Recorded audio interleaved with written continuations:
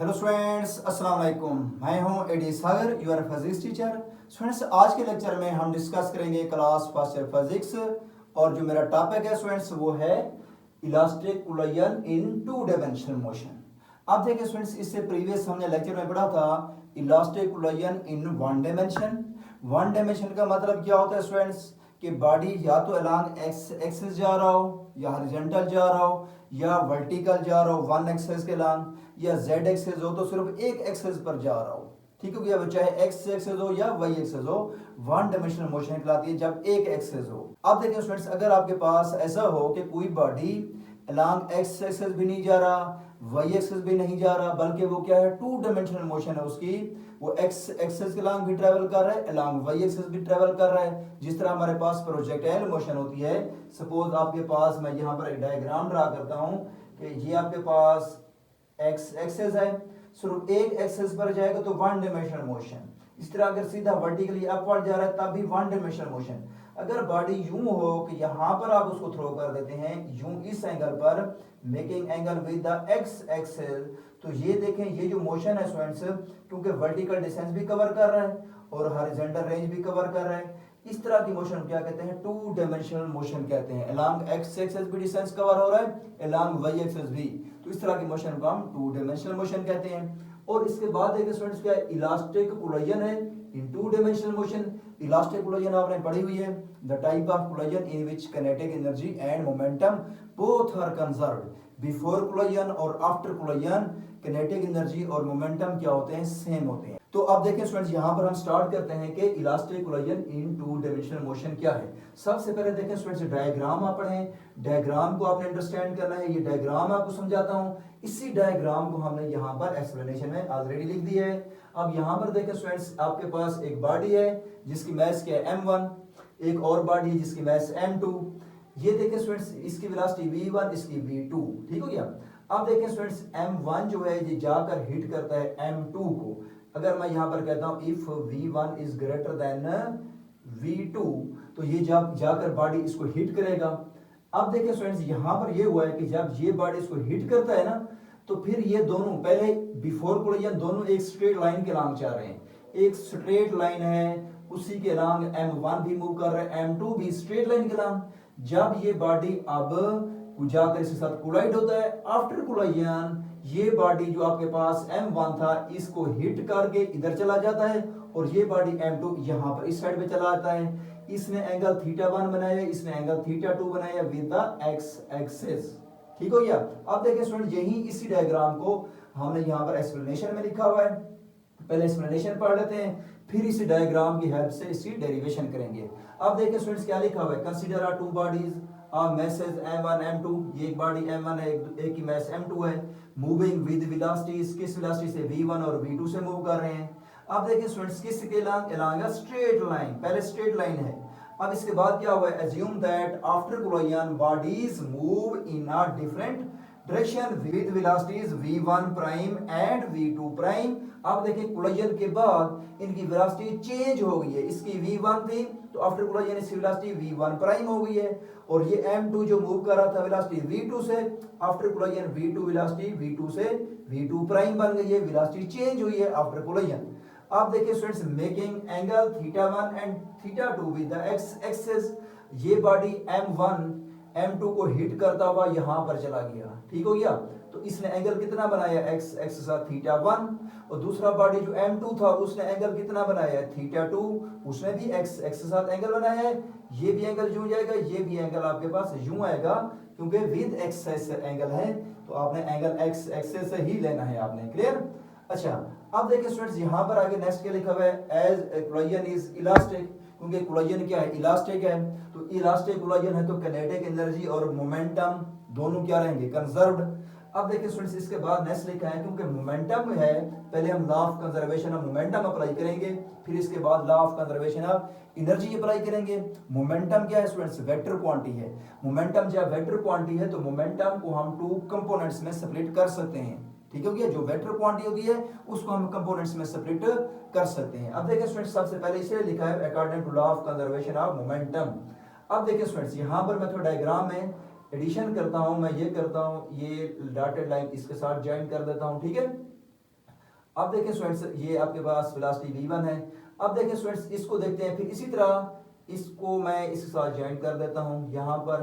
अब देखिए स्टूडेंट्स मैं मोमेंटम क्योंकि कंपोनेंट्स में डिवाइड कर रहा हूं, ये आपके पास बॉडी यहां पर जा रहा है, ये आपके पास मोमेंटम है, तो ये वाला मोमेंटम का x कंपोनेंट होगा, ये वाला y कंपोनेंट होगा।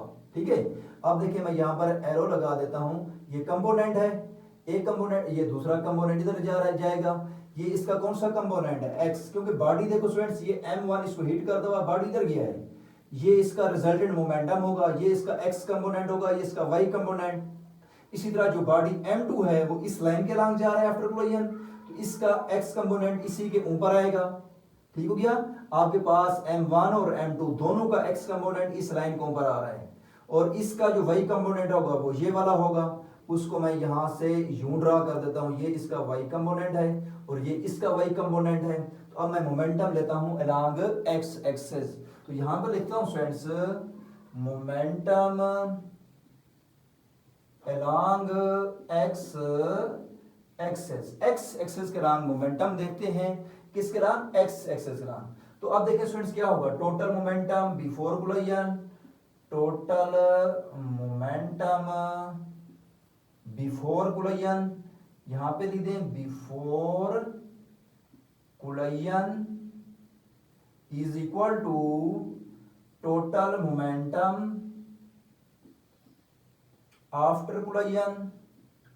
तो देखें स्टूडेंट्स क्योंकि x एक्सिस के लॉन्ग ले रहे हैं, तो x ये बॉडी किसके लॉन्ग मूव कर रहा है, x एक्सिस के लॉन्ग, ये बॉडी भी x एक्सिस के लॉन्ग मूव कर रहा है, तो बिफोर कोलिजन इसका मोमेंटम क्या होगा m1 v1 और दूसरे बॉडी का m2 v2 होगा is equal to total momentum after collision, वो भी x एक्सिस लॉन्ग देखना है हमने।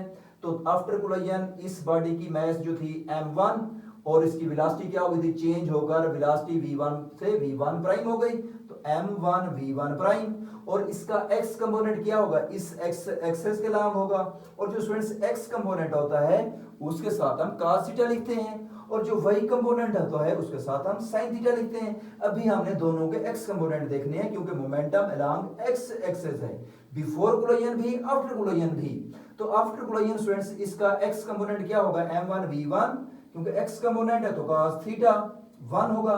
फिर इसके बाद देखें स्टूडेंट्स दूसरा बॉडी है उसका x कंपोनेंट भी इसी लाइन के ऊपर आता है, तो वो बॉडी m2 है, v2 प्राइम है, और उसका कंपोनेंट भी x एक्सिस लॉन्ग देखना है, और उसने एंगल कितना बनाया थीटा 2, तो थीटा 2 लिख दोगे। क्लियर हो गया, ये था स्टूडेंट्स आपके पास मोमेंटम अलोंग x एक्सिस। अब हम देखेंगे momentum along y axis, momentum along y axis, y axis के लॉन्ग मोमेंटम देखें स्टूडेंट्स, तो y एक्सिस के लॉन्ग मोमेंटम क्या होगा, बिफोर कोलिजन आप लिखेंगे, फिर आफ्टर कोलिजन यहां पर भी क्योंकि according to law of conservation है मोमेंटम, तो आप अप्लाई करें, यहां पर क्या लिखेंगे, total momentum before collision is equal to total momentum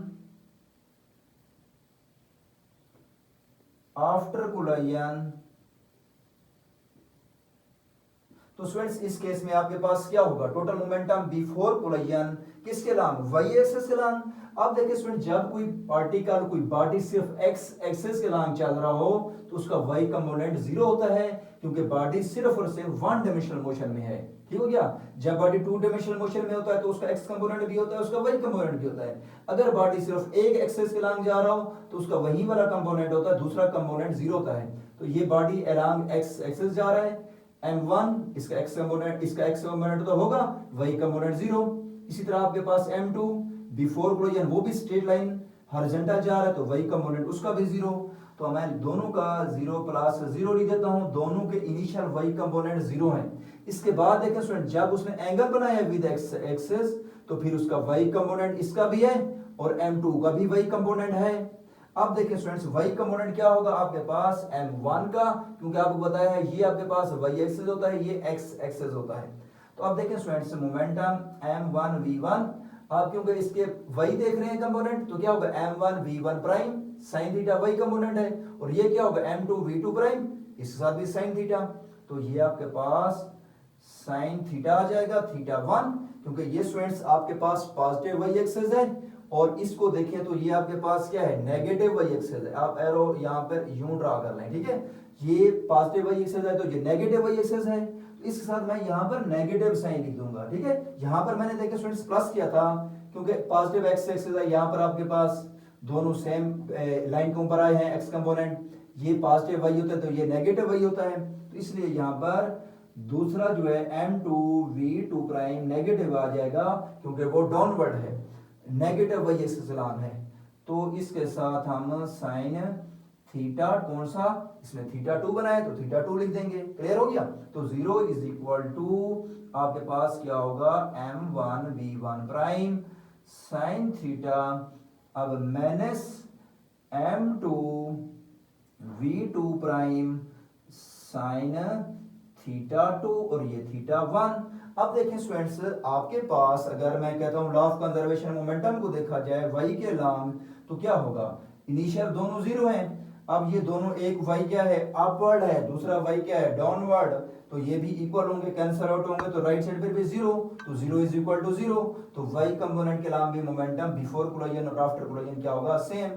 अब देखिए स्टूडेंट्स, ये तो था आपके पास law of conservation of momentum apply किया, क्योंकि elastic collision law of conservation of momentum को भी सेटिस्फाई करता है, law of conservation of energy को भी सेटिस्फाई करता है। तो law of conservation of energy apply करते हैं, तो यहां पर लिखता हूं according to law of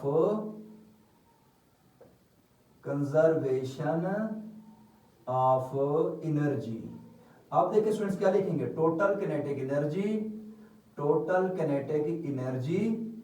before collision is equal to total kinetic energy after collision. आप देखिए स्टूडेंट, बिफोर कोलिजन क्या होगी, किनेटिक एनर्जी 1/2 m1 v1 का स्क्वायर प्लस 1/2 m2 v2 का स्क्वायर। ये बिफोर कोलिजन होगी किनेटिक एनर्जी, क्योंकि ये बॉडी भी मूव कर रहा है, ये भी मूव कर रहा है, दोनों मूव कर रहे हैं, दोनों की किनेटिक एनर्जी होगी, इसकी हाफ m1 v1 का स्क्वायर, इसकी हाफ m2 v2 का square is equal to after collision आपके पास किनेटिक एनर्जी क्या होगी, 1/2। अब यहां पर क्या होगा, m1 v1 का स्क्वायर, और यहां पर क्या हो जाएगा स्टूडेंट्स, प्राइम लिखेंगे, और ये आपके पास क्या होगा, 1/2 m2 v2 का स्क्वायर और prime. After collision velocities prime हो जाती हैं, v1 प्राइम और v2 प्राइम आपने लिख देना है। क्लियर हो गया।